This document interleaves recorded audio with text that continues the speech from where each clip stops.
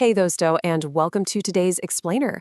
Okay, so we're going to tackle a super common everyday problem that I'm literally 100% sure you've run into at least once. Picture this. You're working on a project, or maybe you're just kind of curious about the size of something in your room, and you desperately need to measure it. But, of course, there is absolutely no ruler or measuring tape to be found anywhere. So frustrating, right? Well, guess what? You don't actually need one. Today, we're doing a complete size check using nothing but the world around you and, honestly, your own body. So let's just dive right into it. The big question here is, how big is 1 meter? Before we unlock our secret life hacks, I want you to actively participate with me for a second. Seriously, stop what you're doing, hold your hands out in front of you, and just try to visualize it. Are your hands stretched way too wide? Are they kind of too close together? We hear the word meter constantly, right? In school, in sports, just in daily life. But pinning down exactly how long it is out of thin air, it can be remarkably tricky.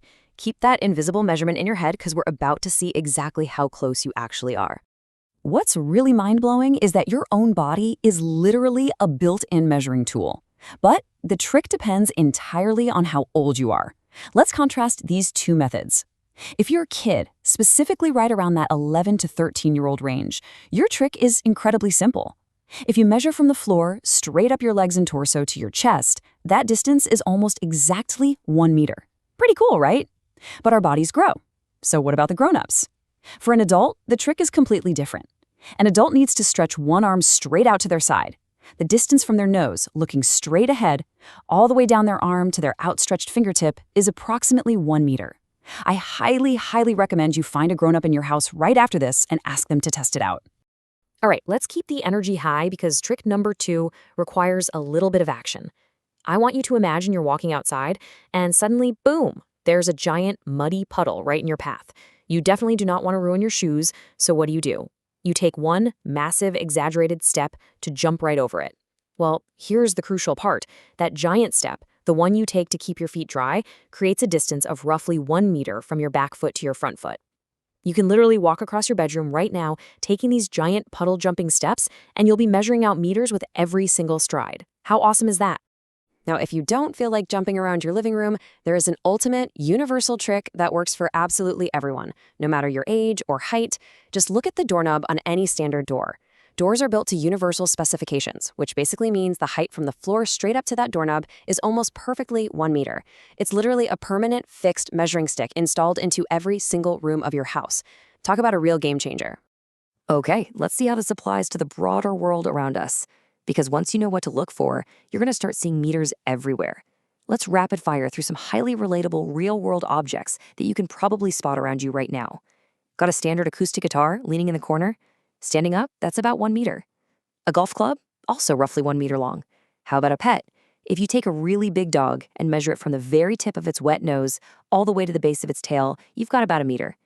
And finally, if you have a little sibling running around, a typical 3-year-old kid is just about 1 meter tall. These are brilliant visual anchors to just lock away in your memory. So now that we've visualized it, let's get a little analytical and break down the actual mathematical secret code behind this distance. We know the body hacks, but what makes up a meter in standard measurements? Well, grab that long standard school ruler from your backpack. You know, the one that measures 30 centimeters? If you take that one 30-centimeter ruler, then perfectly line up a second 30-centimeter ruler right at the end of it, and then add a third 30-centimeter ruler to the end of that, you're essentially building your very own meter stick. And here is exactly why that specific school ruler math works so well. 100. If we add up those 3 rulers, so 30 plus 30 plus 30, we get 90 centimeters. That gets us right to the absolute edge of a meter.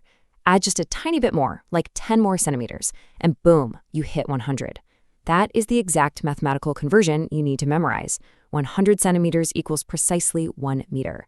So 3 school rulers get you almost the entire way there, making it incredibly easy to conceptualize. All right, guys, now it's your turn to put all this into practice. We're ending with a little pop quiz because I absolutely want to see you apply these bodily measurement hacks today. So here's your 2-part challenge. Question 1, stand up, take those giant puddle jumping steps, and tell me, how many big steps wide is your room?